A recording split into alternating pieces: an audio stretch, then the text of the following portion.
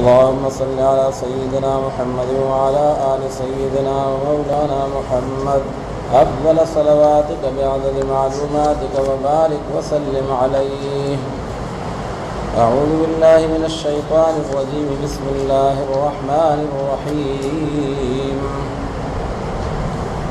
وقالت اليهود ليست النصارى على شيء وقالت النصارى ليست اليهود على شيء وهم يتلون الكتاب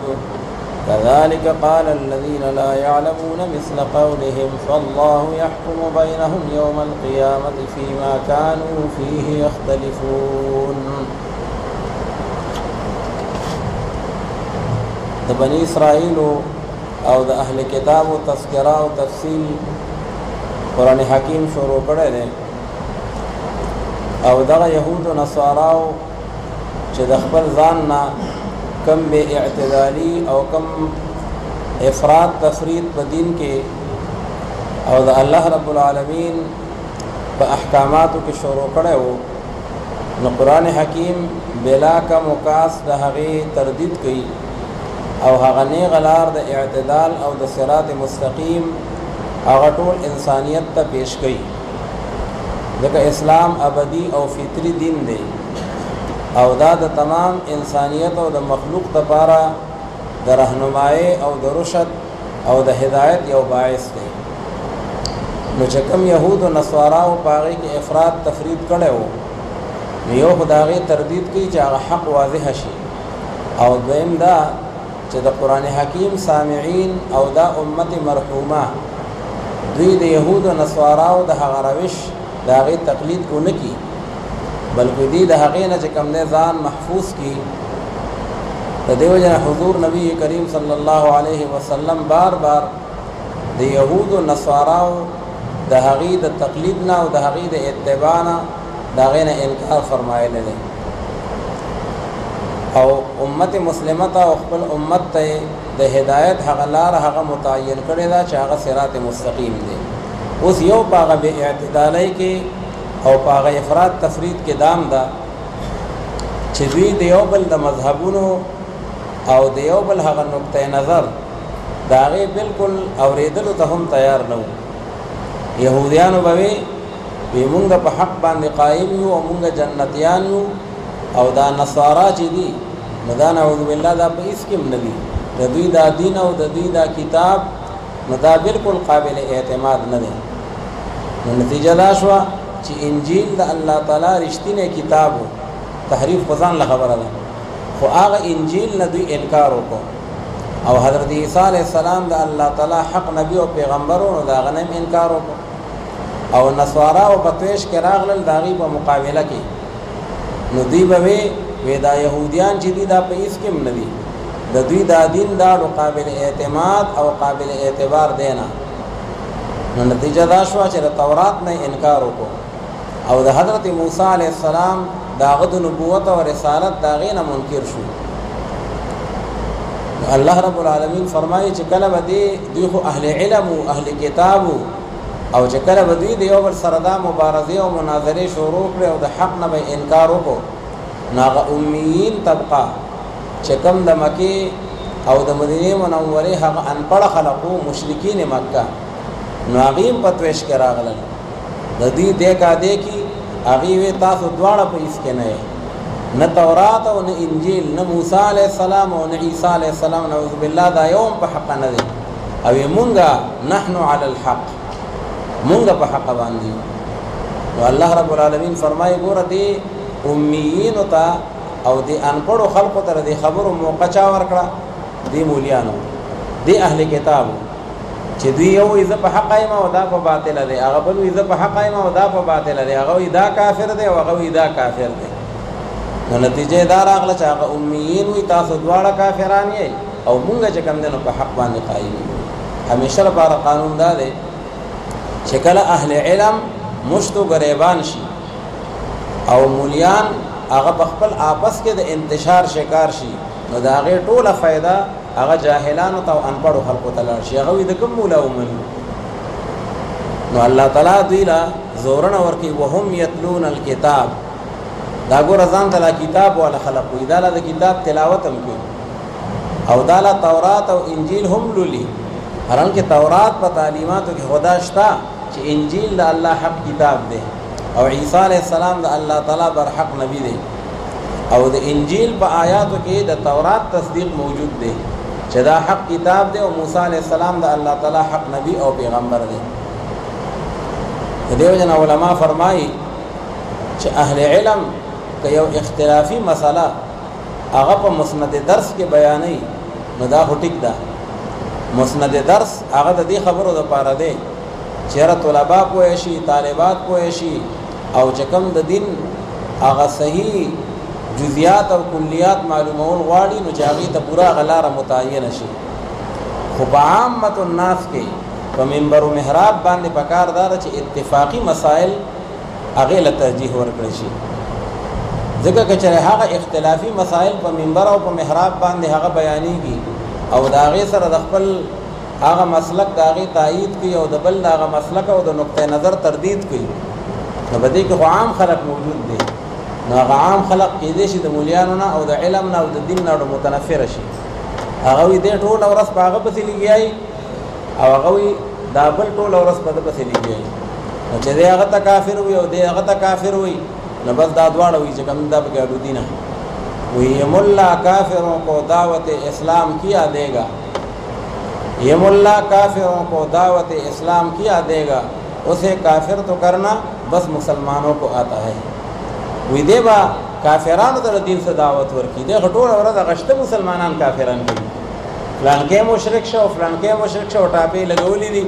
په معمولی خبره کسو په کڼاو کې کوک شو نو بس ویدا کافر شو.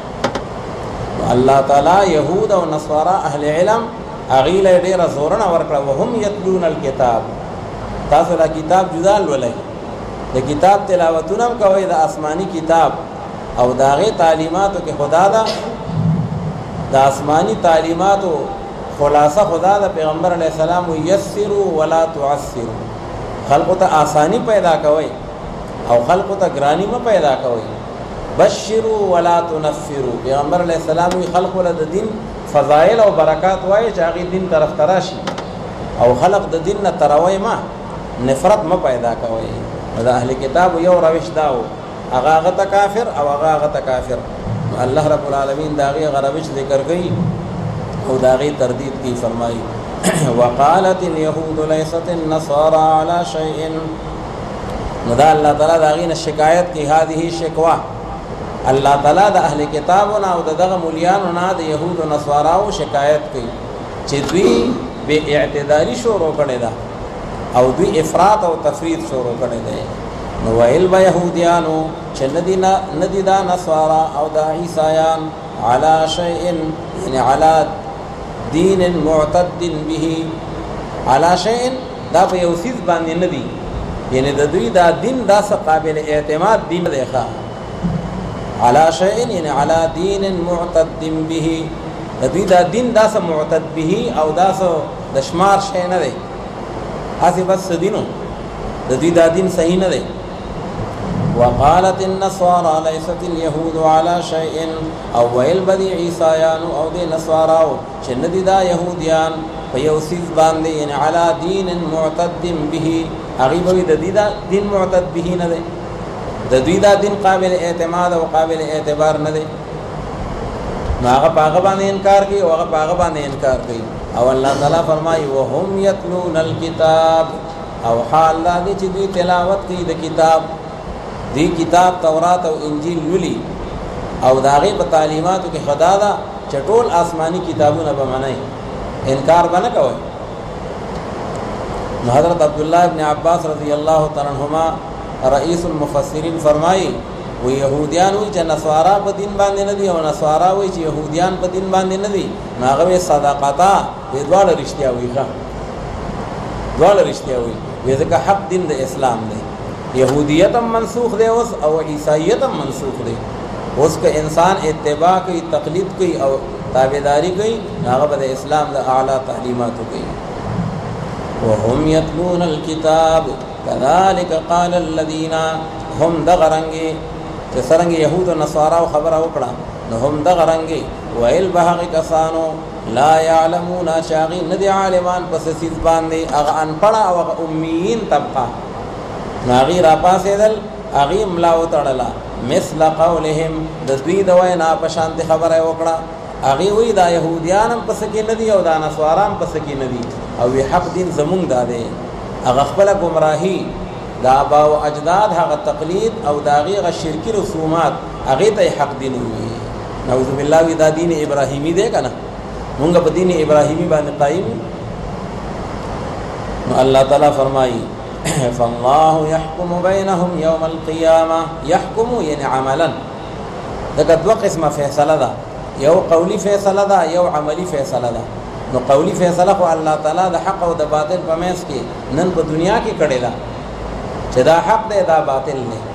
خو عملی فیصلہ چه اہل حق با اللہ جنت تا داخل کی او اہل باطل با اللہ تعالیٰ نار تا داخل کی نو دا فیصلہ با قیامت کی نو دلتا چه اللہ تعالیٰ وی یوم القیامت نو معلوم شولا چه یحکمون مراد اغا فیصلہ قولی ندا بلکہ مراد دینا اغا فیصلہ عملی دا فاللہ یحکم بینہم بس اللہ رب العالمین فیصلہ بکی عملا فمین دغ طولو یہود و نسواراو کے ہوتا دینور انسانانو کے پورت قیامت باندے فہاغ سکی چیزوی باقی کے اختلاف کو ان کی دی نو چکم اہل حق دی اغب جنت تا داخل کی او چکم اہل باطل دی او اہل زیغ دی اغب اللہ تعالی نار تا داخل کی ومن اظلم ممن منع مساجد اللہ ان یذکر فیها اسمه وسعى فی خرابها اس اللہ رب العالمین داغی او بد خصلت ذکر کی او هغه دا دے چې دوی د الله پاک کورونه او د الله تعالی جماعتونه چې څوک پاغي کې عبادت کوي نو دی دا غي نه رکاوټ جوړيږي او د الله عبادت تخلق نه پریدي او بیا د الله کور چې پاغي کې د امن او د اطمینان ماحول پیدا کول پکار وي چې عابدین پاغي کې عبادت وکي نو دی پاغي کې خون خرابه او پاغي کې جنگونه جګړې فسادونه او هنګامي دا بکی کې اوس دا څوک دي نو دا تاریخ چې موږ ګورو مفسرین حضرات فرمایي دا درې واړه طوایفي دي مخکې درې قوله ذکر شو یو یهود یو نصارا او یو امیین لا یعلمون مثل قولهم دا د مکې دا مشرکان او انپړ خلک نو دا درې واړه مانعین عن مسجد الله جوړ شوي دي څنګه نو مشرکین مکہ چې کله رسول الله صلی الله علیه وسلم سن 6 هجری کې پیغمبر علیه الصلاۃ والسلام د مکه مکرمه د عمره په نیت باندې د مدینه را روان شو او سوار لسو کسان صحابه کرام ورسره وو دغه تقریبا شپږ کال شیو چې بیت الله شریف لیدل نه عمره او طوافونه او حجونه نه وکړي نو ویلاړ بشو او عمره بادا کو طوافونه به وکړو او چې کله مکه مکرمه ته نږدې راورسېدل د حدیبیه مقام ته نو مشرکین مکه پاغي کې رکاوټ جوړ شو ویمونږه خدا سو عمره ته نه پریدو او د جنگ خطرات پیدا شو آخر کار صلح وشو او په صلح کې دا شرایط کې خودلې شو چې لسو کالو پورې با دزبندی وی او لسو کالو پورې با جنگ بندی وی او دې دورانیه کې بچ کم دینو هغه مونږ یو بل باندې اسلحه نه اوچتو او تاسو بسکال چې دا کم احرامونه تړلې دي نو عمره باندې کوي واپس لاړ شي آینده کال لبرا شي خو صرف درې ورځې به تاسو مکه مکرمه کې تیروي او په درې ورځې کې دنه عمره کوي طواف کوي خو بیا به تاسو نور مزید اجازت نه آخر کار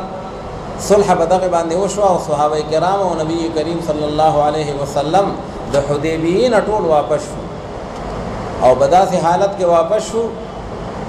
چې صحابه کرام ډیر دل برداشت او ډیر خفو حضرت عمر رضی الله تعالی عنہ پشان جلالی طبیعت والا پیغمبر علیہ الصلوۃ والسلام دی وی چې حضور الاسنا علی الحق مونږ په حق نه یو پیغمبر علیہ السلام ولی نه یو او ویجی دا کافران مشرکان په باطل نه دي وی ولی نه دي نه بیا مونږ دا دومره کمزوري شرطونه ولې تسلیم کړل او دا دومره کمزوري ولې ښکار کړل پیغمبر علیہ السلام ورته عمر انی رسول الله ذرا الله پیغمبر ذرا الله په حکم باندې چلےګم او بیا الله تعالی آیت را نازل کو وی انا فتحنا لك فتحا مبینا حضرت عمر سے ډیر غوسه پیغمبر علیہ السلام راو غوښتو ورته وی عمر دا صورت نازل شو سورۃ الفتح ایماوی چې خدا فتح ده عمره ونه کړه او احرامونه دقه شان د پرانستل او هدی ورکړه او واپس مدینه منوره ته روان یو او دا فتح ده او پیغمبر علیہ السلام راته بیا وی چې عمر انی رسول الله. نو بهرحال دا مشرکین مکه دا د بیت الله شریف چې د الله کور دی او د ټولو کورونو د الله رب العالمین بنیاد دی نو دوی د هغې نه رکاوټ جوړ شول او مسلمانان او پیغمبر علیه الصلاة والسلام هغې ته پرې نه ښودل. نو الله ومن اظلم ممن منع مساجد الله د دې انسان نه غټ ظالم بل څوک کېدی شي چې دی د الله کور ته څوک نه پرېږدي. نو بیا د دې مصداق څوک شو؟ مشرکین مکه. او بل د دې مصداق دی یهودیان هم، ځکه د یهودیت تاریخ دا دی چې دا یهودیان لګېدلي وو او دوی چې کوم دی په مسجد نبوي کې چې کله پیغمبر علیه الصلاة والسلام منځونه کول او تحویل د قبلې راغی چې وروستو راغی تفصیل را روان دی نو دوی په تحویل د قبلې باندې اعتراضونه شروع کړل او دا پیغمبر خو عجیبه دی کله خلقو ته وایي داسې مخ کوئ او کله خلقو ته وایي داسې مخ کوئ او د خلقو په ذهنونو کې شکوک او شبهات اچول تر دې بعد خلق مرتد شول. نو که چېرې د دوی هغه شکوک او شبهات هغه پوره مؤثر ګرځېدلی وی نو د هغې نتیجه به دا وه چې دوی د مسجد نبوي نه رکاوټ جوړ شو خلقو ته. یو خو په ټولو کې معظم کور د الله بیت الله شریف دی او یو د الله تعالی معظم کور هغه د مسجد نبوي. نو دوی د هغې د عبادتونو نه او د هغې چې کوم دی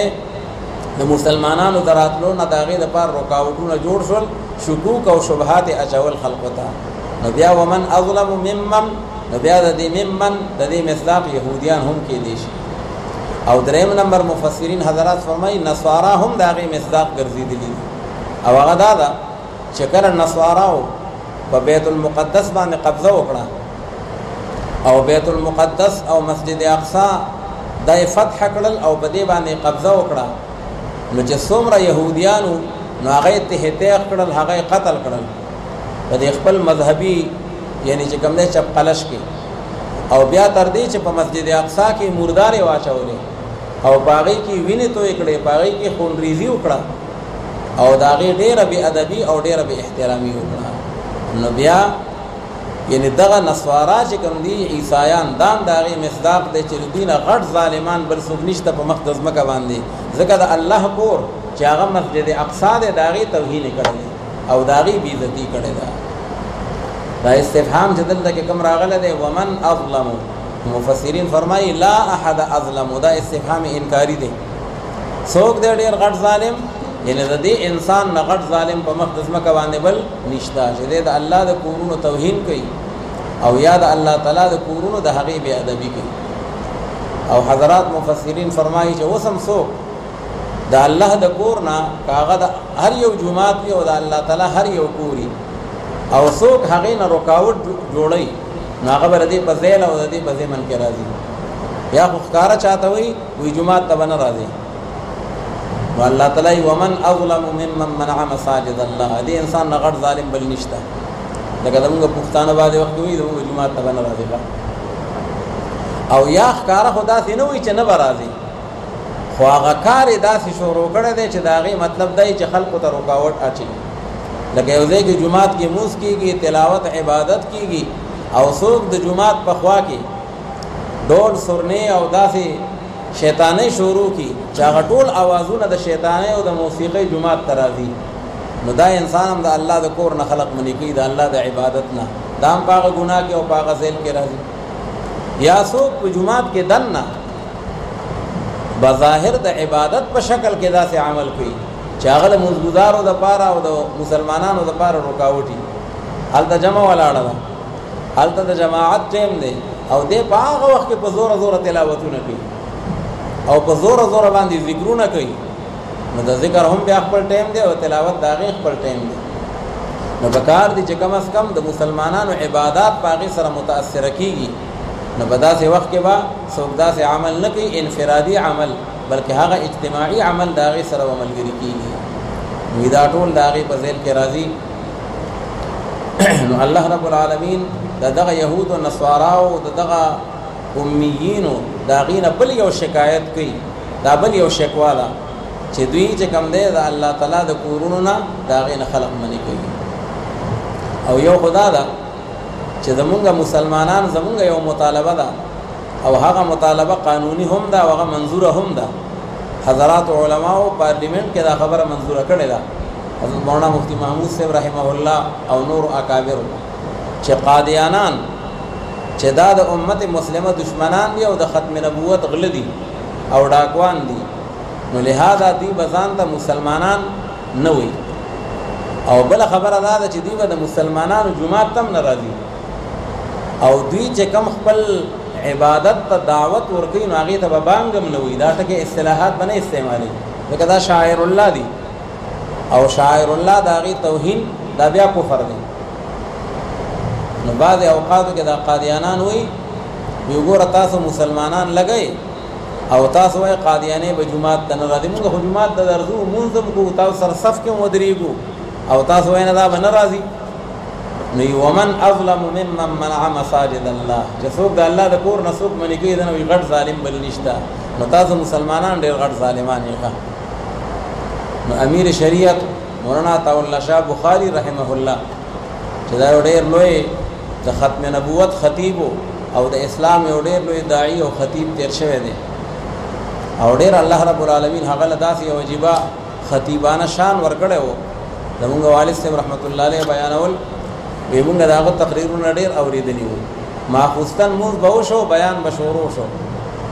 او مؤذن به د سحر بانګ وي او مجمع به ټوله دقه شان ناس و یو سړی به د هغه نه پاسېده نه داسې عجیبه الله تعالی هغه له چې کله قرآن به بیانو او دین به بیانو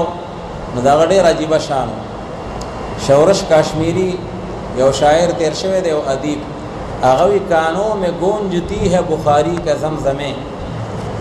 کانوں میں گونجتی ہے بخاری کے زمزمیں بلبل چہک رہا ہے ریاض رسول میں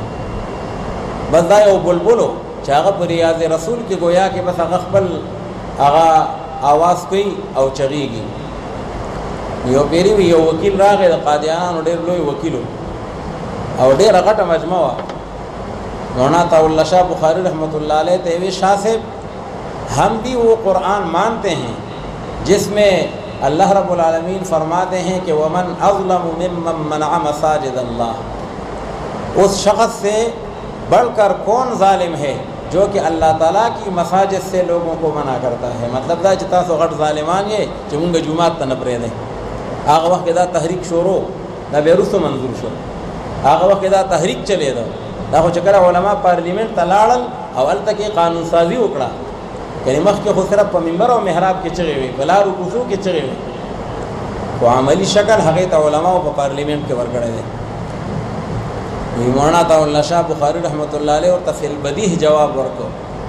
پاغ ٹیم مان لی وی ہاں ہاں ہم بھی وہ قرآن مانتے ہیں جس میں اللہ تعالیٰ فرماتا ہے کہ ومن اظلم ممن افترى علی اللہ کذبا او قال اوحی الی ولم یوحی الیہ شیء اس شخص سے بڑھ کر کون ظالم ہے جس کو وحی نہیں آئی ہے اور وہ کہتا ہے کہ مجھ پر وحی نازل ہوتی ہے قادیانے ہوتا ہے آپ کو نو فبهت الذي كفر هغه سړی لا جواب شو نو بهرحال چې څوک د الله د کور نه خلق منی کوي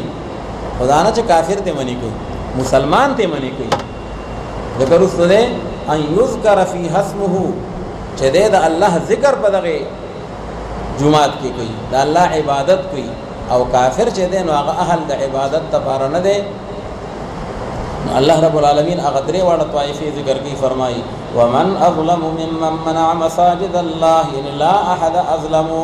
نشترے سو قد ظالم دہاغ انسان نچاغ منی کی خلق الارض جماعتون دا اللہ رب العالمین ان یذکر فی حسمه دا مساجد اللہ نا بدل واقع شوه دی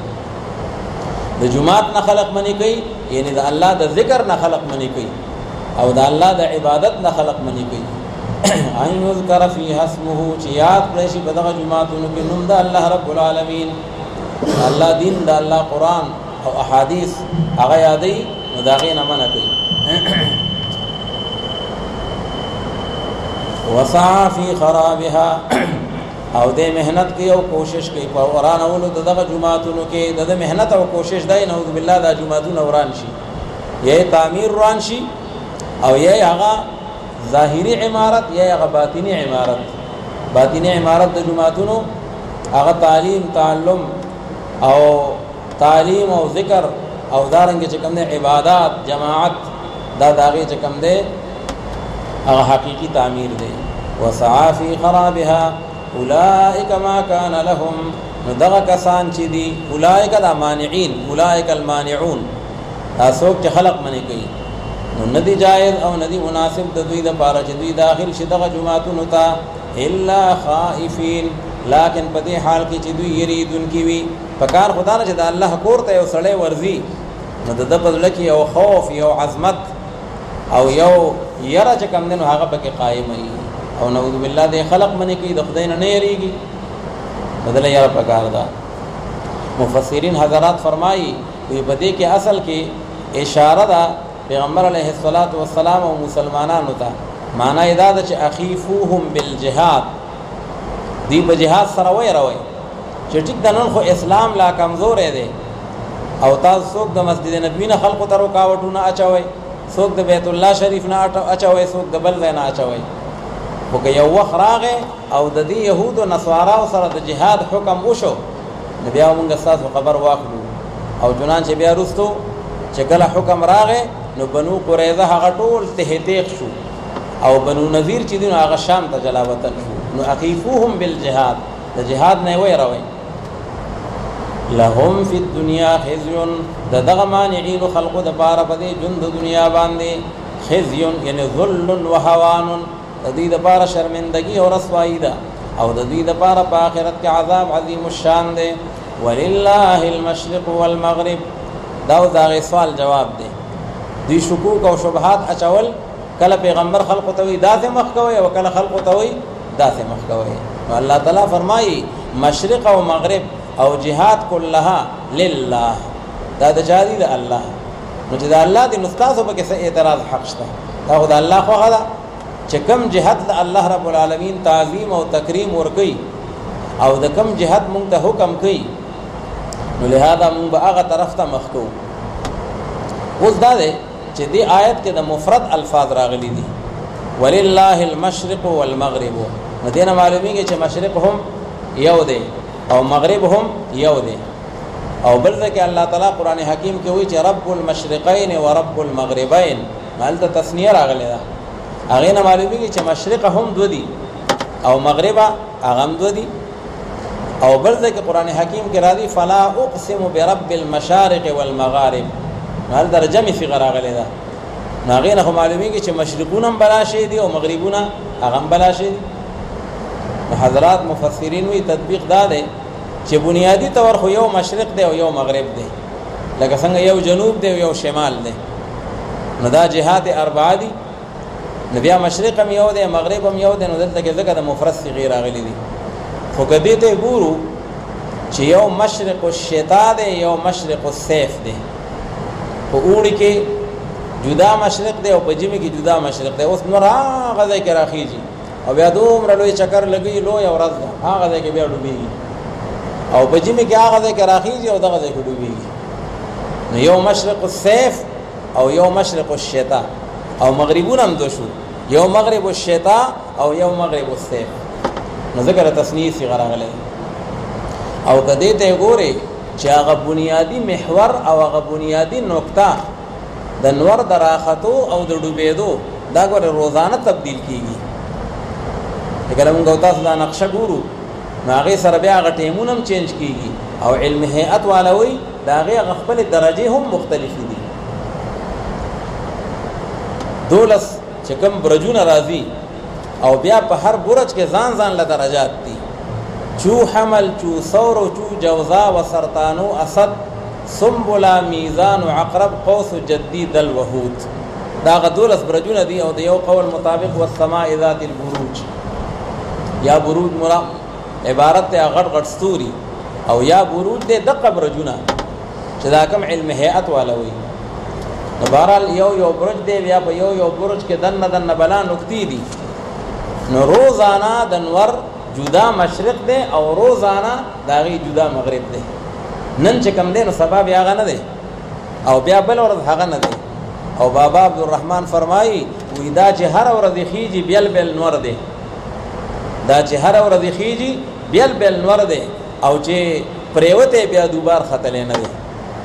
چې دا پریوته دا بیا دوبار هغه نه دی، دا بیا هغه نقطه بدله ده، هغه محور بدل دی، نو گویا کې دا باغی کې هغه تبدیلی راغلی ده. نو بهرحال بیا مشارق هم ګڼ شو او مغارب هغه هم ګڼ شو.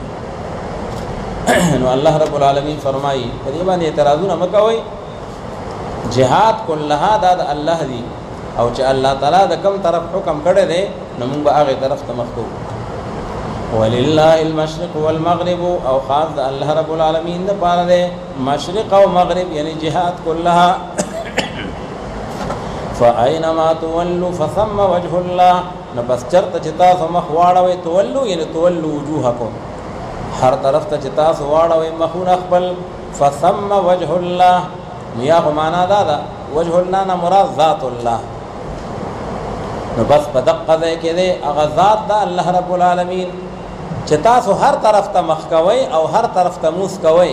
نو بس دا عبادت دا د الله دی، دا د بل چا نه دی، ځکه د عبادت حقدار او مستحق ایاک نعبد و ایاک نستعین. نو دا الله ذات ته برسېږئ، صراط مستقیم چې کوم دی نو په هغې باندې به چلېږئ. فثم وجه الله او یا سن حضرات مفسرین فرمایي فثم وجه الله یعنی قبلة الله، چې کوم خوا تاسو مخ واړو نو بس دقه ځای کې د الله قبله ده. څه معنا چې الله تعالی مخ کې وي تاسو مسجد اقصی طرف ته مخ اړوئ نو بس دغه قبله وه، او چې کله حکم راغی فول وجهک شطر المسجد الحرام نو اوس بیت الله قبله ده. او کله کله داسې حالات راشي چې د انسان باندې قبله مشتبه شي، سخت تیاره ده او یا په صحرا کې د څوک د تپوس هم نشته، نو یتحرى فقهاوی دا مسلی وی دې تحری وکي او کردو سوچ راغې چې قبله دی خوا ده نو بس اخوا دې منځو کی تر دې که څلور رکعاته مونځ دی یوې مشرق ته وکړو بلې مغرب ته وکړو ځکه تحری بدلیږي، او بلې جنوب ته وکړو بلې شمال ته وکړو نو هم جاز الصلاة مونځ جایز دی. دې سره د هندوانو هغه اعتراض هم ختم شو او د غیر مسلمو او د معاندینو. بعد خلق وی تاسو مسلمانان وایي چې دا بت پرست دی، دې بت ته سجده کوي، او دا چې دی نو دا کوكب پرست دی سوري ته سجده کوي، او دا نور پرست دی نور ته سجده کوي، نو دې تاسو هغه ته مشرکان وایي. نو بیا خو نعوذ بالله تاسو مسلمانان هم مشرکان یې، ځکه تاسو کعبه پرست دی. تاسو ګورئ نه داسې موس کوئ نه داسې کوئ نه داسې، او خامخا کعبې ته کوئ، او کعبه هم مخلوق، هغه مخلوق دی، هغه د الله تعالی چې کوم دی په حکم باندې جوړه کړی شوی ده، نو تاسو مخلوق ته سجده کوئ او موږ هم مخلوق ته سجده کوو، او بیا عجیب ده موږ مشرکان شو او تاسو موحدین شو. دا اعتراض هندوان او دا معاندین دا په مسلمانانو باندې کوي. نو پته ولګېدله چې موږ مسلمانان کعبه پرست نه یو، موږ خدا پرست یو، موږ د یو الله د عبادت قایل یو، او دغه د قرآن پاک بنیادی مرکزی دعوه ده. خدا ټولو ته چې وایي داسې مخ کوئ، دا دې لپاره چې یکسویي راشي، ځکه که یو جمع ولاړئ او چا پکې داسې مخ کړی او چا پکې داسې او چا پکې داسې، نو ښکاره خبره توجه به خراب وي. او د مونځ د عبادت اصلي مقصد توجه الی الله ده، نو د توجه د برابرولو دپاره ان اول بیت وضع للناس للذي ببکه، الله وی هغې ته مخ واړوئ. خو مونږ عبادت د هغې نه کوو، که مونږ عبادت د هغې کولی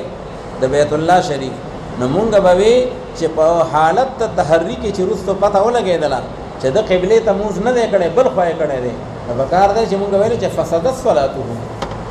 مونځ یې مات شو، نو وی نه جازت صلاته. او یا چې کوم دی اشتباه راشي یا سخته تیاره راشي او یا نفل یو انسان کوي او دی په دابه باندې په سورلۍ باندې په ګاډي کې سور دی، نو بس مونځ دی کوي. نفلو کې توسع زیاته ده، هغې کې گنجایش ډېر دی. اینما توجهت دابته، د ده د سورلۍ او د ګاډي کار خوا مخ دی، یا د ګاډي کې لاول خو بیت الله شریف طرف ته دی او بیا ګاډی هغې موړ واخیسته، نو خیر دی، نوافلو کې گنجایش ډېر دی. نو بدی کې چې کوم دی مسلمانان چې دي نو هغه کعبه پرست نه دي بلکې هغه خدا پرست دي. الله رب العالمین فرمایي فاینما تولوا فثم وجه الله، پس هر طرف جواړه ول تاسو خپل مخون ولرا نو بس بدغه دی کې دی هغه ذات د الله رب العالمین تاسو به الله ترسيږي یا بدغه دی کې دی هغه قبله د الله رب العالمین په تحقیق سره الله رب العالمین چې دی واسع یعنی واسع فضله فراخ دے مہربانی دا اللہ رب العالمین او عالم دے اللہ تعالی بنیتون دا خپل بندگانو باندې. وقالوا اتخذ الله ولدا سبحانه، اوس دا بل شکایت ته دا داغي غټول بے اعتدالی دی او غلط حرکات شنیعه دی، الله تعالی داغي تردید کوي او داغي نشکوه کوي. نو کله په قبله باندې اعتراضونه او کله وای نعوذ بالله بل غنده عقیده مشرکانه عقیده هغه سره یهودیان وبوي نعوذ بالله حضرت عزیر علیہ السلام دا الله بچی دی او عیسایان وی حضرت عیسی علیہ السلام دا الله تعالی زوی دی او مشرکین مکه داغي دیکا دیکی اغیم په خبر راواچا ولا وی الملائکه بنات الله نعوذ بالله دا ملائک چې دین دا الله تعالی لونه دي او نعوذ بالله وی الله پاک ولګي دو او د جنات او د سردارانو د لونو سره ودونه وکړل او داغه نه ملائک پیدا. نو الله تعالی فرمایي لا قالو دې کې دا ضمیر ټولو تراجه دی وقالو د يهود او نصارا او د مشرکین مکه دا ټول د دې عقیده قائل دي چې اتخذ الله ولدا. نو اول تردید دا دی چې سبحانه الله تعالی پاک دی عن اتخاذ الولد، دغه چې بچي هغه تاسو محتاج وي او په خپل یو کار نشي کولای نو وی چیرې د ما سره څوک ملاتړ او زما سره معاونین زامن پیدا شي نو زما د صف او زما د قافله به مضبوطه شي او الله رب العالمین داغه د چا تعاون ته او د چا نصرت ته ضرورت او حاجت نشته. نو یو خو الله تعالی محتاج نه دی او دویمه دا ده چې له ما فی السماوات والارض کته برا علوی او سفلی چې څومره مخلوق دی دا د الله تعالی مملوک دی ملکن و خلقن و عبیدن، مملوکم دا الله دی مخلوقم دا الله دی غلامانم دا الله دی. نو چې کله دا ټول هر څه د الله مملوک شو نو په ټول هر څه کې یو عیسی علی السلام هم دی عزیر علی السلام هم پاغي کې دی او ملائک هم پاغي کې شامل دي. نو دا ټول د الله مملوک شو او قانون دا دی چې ملکیت او بنوت یا بنتیت دا سره نه جمع کیږي. د فقه قانون دا دی او د شریعت قانون دا دی من ملک ذا رحم محرم منه عتق علیه، چې څوک د ذی رحم محرم مالک شو هغه غلام پاتې نشه هغه آزاد شو. نو کچری حضرت عزیر علیہ السلام او دا عیسی علیہ السلام او ملائک نعوذ بالله تاسو وای دا د الله بچی دي نو دا خدای الله بچی کې دی نشي ځکه چې دا خدای الله مملوک دي. نو ملکیت او بنوت دا دوانه سره جمع کیږي نه. نو الله تعالی دا د ما مملوک دي دا دوانه متضادان دي چې کوم شی مملوکی هغه به ابن نه او چې څوک ابنی نو هغه به مملوک نه او چونکه دا مسلمه ده چې له ما فی السماوات والارض نو چې دا مملوک شو نو لهذا دا ابناء او دا بنات ندي. نو د اتخاذ الولد ولا عقیده خطا شو. الله تعالی داغي نبی شکایت کی وقالوا اتخذ الله ولدا او ویل بدی یهود و نصارا او دی مشرکین شنی ولد الله رب العالمین اولاد لرا سبحانه یعنی سبحانه عن اتخاذ الولد، الله تعالی پاک دے دنی ولد بچینا داغه دې حاجت نشتا.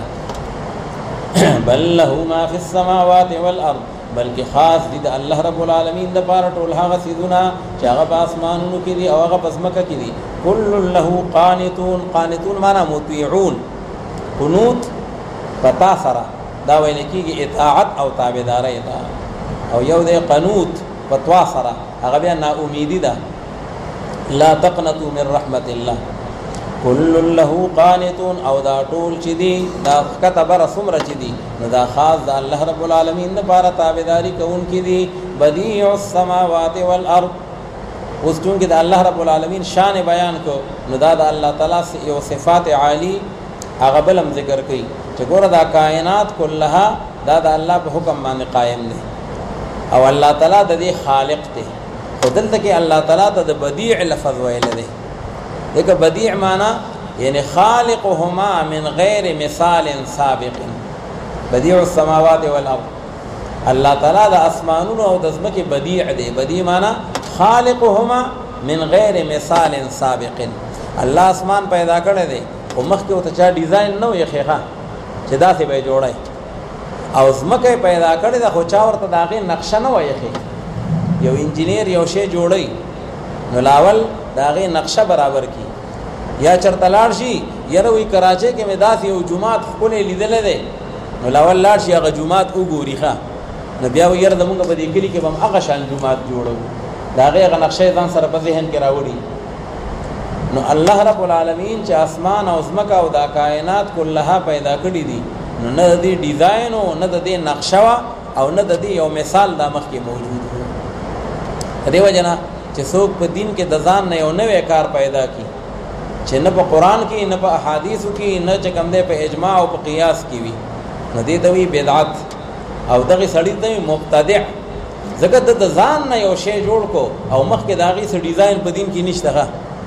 یو نقشه د هغې په دین کې موجوده نه ده نو هغې ته وایي بدعت او پیغمبر علیہ السلام فرمایي چې من احدث فی امرنا هذا ما ليس منه فهو رد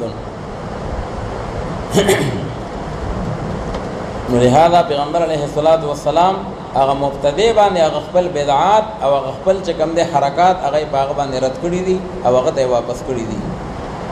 نو فرمایي بدیع السماوات والارض الله رب العالمین پیدا کونکي د اسمانونو او د ځمکې دی و اذا قضى امرا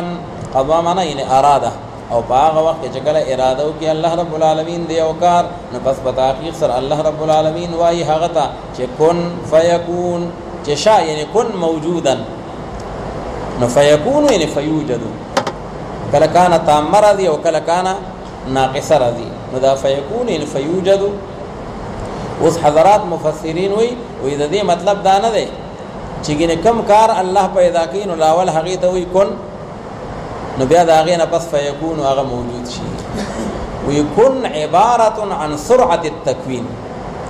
دا کن چې دی دا عبارت دی او دا کنایه ده د سرعت تکوین نه هغه شی دومره زر پیدا کیږي که الله اسمان ته وی شا نو هغه فورا موجودي که ځمکې ته وی که انسان ته وی هر یو سیز ده او من جمله د هغې نه دام ده چې عیسایانو به وی نعوذ بالله حضرت عیسی علیه السلام والد صاحب نشته او پلار یې نشته نو الله ته به د هغه نسبت کو ابن الله الله تعالی فرمایي چې نه دا خو الله تعالی چې کوم شی پیدا کوي نو هغه ته وایي کن سرعت تکوین په اعتبار سره نو چې الله تعالی عیسی علیه السلام باره کې حکم د وجود وکړو نو بغیر د والد نه او بغیر چې کوم دی نو هغه د پلار نه د هغه وجود راغی په دې کې څه تعجب نشته فإنما يقول له كن فيكون وقال الذين لا يعلمون لولا يكلمنا الله أو تأتينا آية اوس الله رب العالمین بل یو شکایت داغي نه کوي چې دا داسې قبیحه کفار دي چې دی د الله تعالی په شان کې بے ادبی کوي پیغمبر علیه الصلاۃ والسلام ته وی وستا نبوت هغه مونږ نه منو او هله به ومنو چې الله پاک مونږ سره په خپل براه راست خبري وکړي چې انک رسول الله مونږ ته وی چې ګوره دا ما پیغمبر دی وی منئ او په دغه ایمان راوړئ او که خدای پاک راته نه ویلی او صرف تراته وای چې در الله پیغمبر ما نعوذ بالله پته نه لګی چې یو کنه الله دې مونږ ته پخپل او وی نو دا هغه شان بی ادبی ده لکه څنګه چې اهل کتاب او په کوه تور باندې وی چې ارن الله جهرتن مونږ نه منو چې څو پورې مونږ الله تعالی ښکارا بنندار لیدل نه دي او کله به وی مونږ ته معجزه پیش کا خو معجزه خو بلا شی وی قران معجزه را نور معجزې دي خو ودا څنګه معجزه مطلوبه معجزه چې مونږ یې غواړو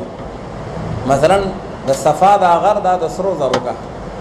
او یا د مکه مکرمه نه دا ټول غرونه داران لری کا دا هموار میدان کا او دلته کې باغونه او قسمه قسمه نهرونه او ولې هغه بده کې جاری کا فتفجر الانهار خلالها تفجيرا نو بعض اوقاتو کې پیغمبر علی السلام به د غایت شفقت د وجه نوي او د غایت حرص علی ایمانهم د وجه نه چیرې کدی ایمان راوړي نو الله تعالی ته وی چې دا مطلوبه معجزه خدای پاک دا ورته راکا پیغمبر علی السلام ته الله تعالی وی چې صاحب خدا کدا مطلوبه معجزه دا ورته پیش شو او بیا ایمان را نه وړو نو بیا به سیل می غر کیږي بیا به هلاکیږي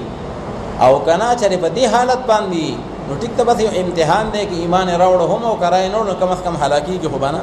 نو پیغمبر علیه الصلاۃ والسلام بیا او فرمایل چې بس ټیک ته بیا دا حالت خده نو دی به مطلوب معجزه غوښتي د پیغمبر علیه الصلاۃ والسلام نه لکه سابقه او ماضیه هغه مطلوب معجزه پیش کړی دي نو الله تعالی فرمایي تشابهت قلوبهم د دوی د ازلونه د یو بل سره یو دي امام انقلاب مولانا عبید الله سیندی رحمه الله خ ترجمه کړی دا هغه وی تشابهت قلوبهم وی فکر یو دی ښه سوچ یو دی هغه نورم چې کومه د شرارت لار خپل کړی و نو د موجوده کفارم عقد شرارت او د عناد غلار خپل کړی دا دیو جن قران حکیم برده کی وی اتواصوا به بل هم قوم طاغون اتواصوا به آیات وصیت کړه دی یو بل ته بدی خبره باندې چې مونږه خپل نبی تدا ویلیو او تاسو ورته دا وایي الله تعالی وینا وصیت خو نه وکړي خو بل هم قوم طاغون دا ټول سرکش خلقو او چې کم دی کو نه هم جنس با هم جنس پرواز نو فکر یو دی او سوچ یو دی نو هغه عناد او هغه ضد چې کوم هغه سابقه او کفارو کړي وو الله تعالی به هغه موجوده او کفارو هم کړي دي نو دا بل شکایت دی وقال الذين لا يعلمون او ویل به هغه کسانو چې هغه نه دي عالمان او نه پوهیږي جاهلان او انپړ دي سوی لولا يكلمنا الله ولي خبرنا کوي زمون سره الله رب العالمین یعنی بانك رسول الله دا خبره چې الله مونږ ته خپل وایي چې ته رسول الله یې دا څه ولې نه کیږي او تأتینا آیت او یا ولی نرازی مونگتا یو معجزہ آیت یعنی مقترحت اسی خو معجزی بلا شیر آگلی وی آگی وی بنعوذ باللہ وی آغا دغا معجزی نا غوڑو خواه چه مونگا کما غوڑو نو آغا با مونگتا پیش کئی نو او تأتینا آیت او یا ولی نرازی مونگتا یو معجزہ یعنی مقترحت چه آغا مطلوب معجزہ دا كذلك قال الذين من قبلهم هم دقرنگ ویلو هغه کسانو او هغه کافرانو چې کوم وړاندې د دونو مثل قولهم باغ مثل د وینا د دوی باندې هغه مطلوب معجزې غوښتي ارن الله جهرة او دوی مطلوب معجزې غواړي تشابهت قلوبهم یو شانتی دی هغه زلون د دوی مفسرین فرمایي وی زلون یو شانتی دی یعنی فی الكفر والعناد والسوال وکفر کې یو شانتی دی په عناد کې یو شانتی دي او په غیر نامناسب سوالاتو کې هم یو شانتی دي د پیغمبرانو نه قد بينا الآيات لقوم يوقنون او خامخا په تحقیق سره واضح کړی دي مونږه او بیان کړی دي مونږه آیاتونه د پاره د هغه قوم چې هغه یقین لري په دې باندې ان ارسلناک بالحق بشيرا ونذيرا هذه تسلیه مخکې شکایتونه وو کافران دا نامناسب کار کوي کافران دا سه غلط عقاید لري کافران دا سه غلط سوالات کوي خامخا به دې خبرو باندې پیغمبر علیه السلام ته تکلیف میلاوي دو چې رضو تعالی الله تعالی حق دین بیانوم او دوی اعتراضونه کوي او دوی چې کم دنو زما خبره نه مانی بعض اوقاتو کې جبل ابي قبيس تبو خطو دعوت په مرحلو کې او پیغمبر علیه السلام به د دې غر نزان خطر ورغړو چې دوی چې کم دنو زما د حق پیغام پاغي باندې لبیک کولی نه وي نو الله رب العالمین ورته فرمایل فلعلك باخع نفسك على آثارهم ان لم يؤمنوا بهذا الحديث اسفا کچره دوی ایمان نه راوړي نو آیا تبزان هلاکه تبزان مړکه الله تعالی فرمایي جنا انما عليك البلاغ وعلينا الحساب تبلیغ پتا دے او حساب او بیا سره چې کم دینو داغي نتیجه هغه ما په اختیار کې ده نو دا اوس تسلی د پیغمبر علی السلام ته چې ته د الله دین بیانوا او چې کله خپل ډیوټي پورا کې او د الله دین مقدس هغه ورته بیان کې او بیا اون منی او ابو جهل او ابو لهب جهنم تلاړ شي نو الله تعالی فرمایي ته غم مکوا ولا تسأل عن اصحاب الجحیم د جهنميان مبارک آپ سے سوال نہیں ہوگا چې فلان کې ولې دوزخ تلاړ فلان کې ولې جهنم تلاړ خدا ګوره بعد التبلیغ یو هوګدا کچا تبلیغ اونکو او هغه حق پیغام اون رسو نو بیا خو باغی تاسو کیږي کاغه د الله پیغمبر وي او کاغه د الله تعالی د پیغمبرانو وارثان وي او یا عام مسلمانان د خپل بساط مطابق په تبلیغ کوي او د خیر خبره به خلکو ته امت ته رسي خو کوی رسوله او بیا چا اونه منله نو د غاړه خلاص شوه د ذمہ داری هغه پوره شوه ولا تسأل عن اصحاب الجحیم د جهنميان مبارک او بیا ستانه سوال او تپوس هغه نکی او یو قرات دا خو د نفي صيغه ده لا تسألوا او یو قرات پکې د نهي صيغه هم راغله ده ولا تسأل عن اصحاب الجحیم او د جهنميان مبارک تپوس مکوا خلک یو بل ته ویل کا فلان کې څنګه دی هغه فلان کې په مصیبتونو کې په پریشانۍ کې په تکلیفونو کې خلک ویل کا تپوس یې مکوا مطلب دا چې ډېر زیات په خراب حالت کې دی نو الله تعالی فرمایي ولا تسأل عن اصحاب الجحیم الله بیا د ابو جهل او د ابو لهب بیا تپوس مکوخه به تپوس او په هغه کندو کې پراتی د جهنم ځکه تا خپل ډیوټي او خپل ذمہ داری پوره کړې ده اوس کا ناشولت سوالونه کوي ناشایسته خبرې کوي نو الله تعالی تسلی ورکړي خیر ده سا ډیوټي دا ده چې بشیرا و نذیرا بس ته تخویف او تبشیر هغه دواړه کوا او باقی نتایج د الله تعالی په لاس کې دي ان ارسلناک بالحق بشیرا ونذیرا نو دا هم تسلی د پیغمبر علی السلام ته او بل طرف ته دا اثبات د رسالت هم دی کوم بنیادی عقاید دي باقی کې توحید او بیا رسالت وان کنتم فی ریب مما داغین دا مضمون شروع شوی نو په دې میز کې دا بیا اثبات د رسالت دی په تحقیق سره مونږ را لېږلې تعالی اے نبی کریم صلی الله علیه وسلم په حق سره بشیرا ونذیرا یعنی بشیرا لمن آمن بالجنه ونذیرا لمن کفر بالنار ته خوش خبری ورکون کې ایماندار خلق ته په جنت سره او ته يرون کې کافرانو لره د جهنم نه ولا تسأل عن اصحاب الجحیم او ستانه او پختنه کېږي په بار د خاوندانو د جهنم کې چې فلان کې جهنم ته ولې لاړ یا دوزخ ته ولې لاړ دغه تاسو پر ډیوټي پورا کړی دا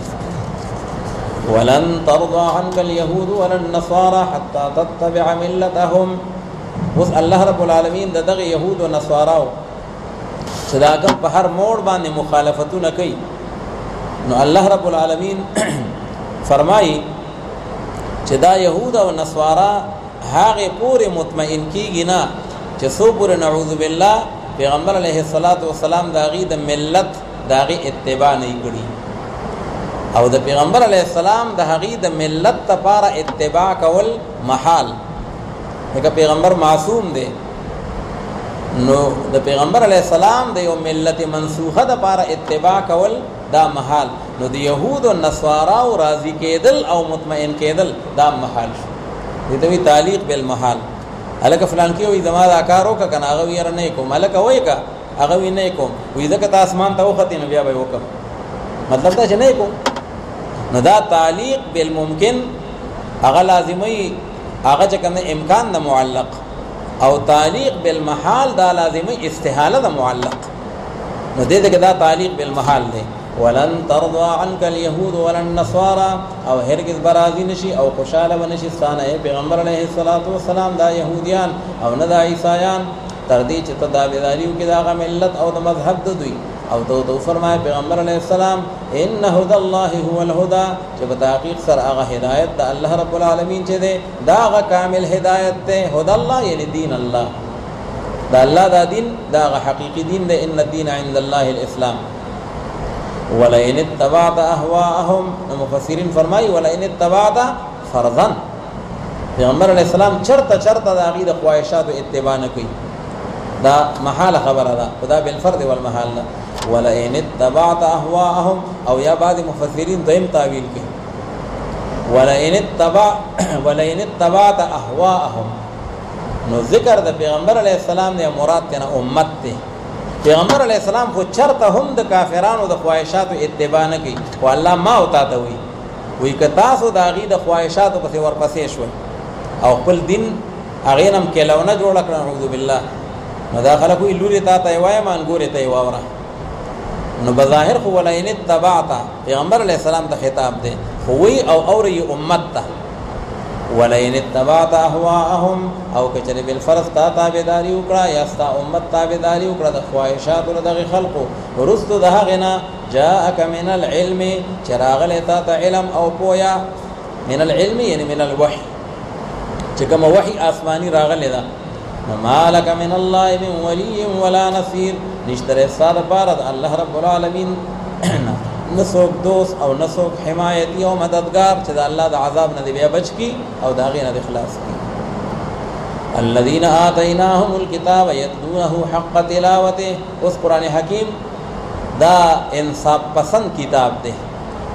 دا څه نه ده چې یو قوم پسې ورپسې شي نو که په هغې کې بیا ښه خلکي او یا غلط خلکي د ټولو یو شان تردید کوي نه چې کوم خراب خلکي د هغې تردید کوي او چې کوم پکې ښه خلقي نو بیا د هغې تایید هم کوي د هغې تذکره هم کوي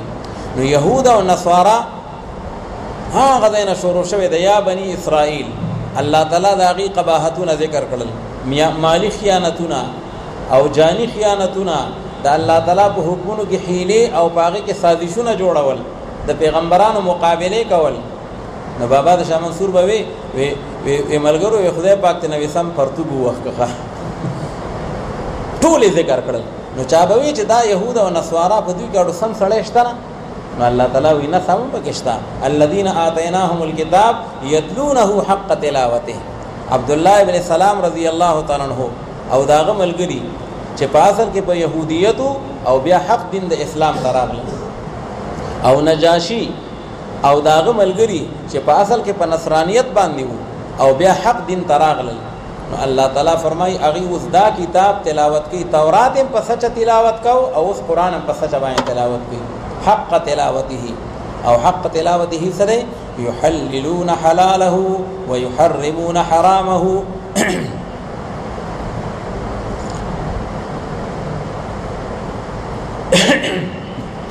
الله تعالی د هغه خلقو د حق پرستی د هغه اظهار کوي چې داسې نیکان خلق پکې هم شته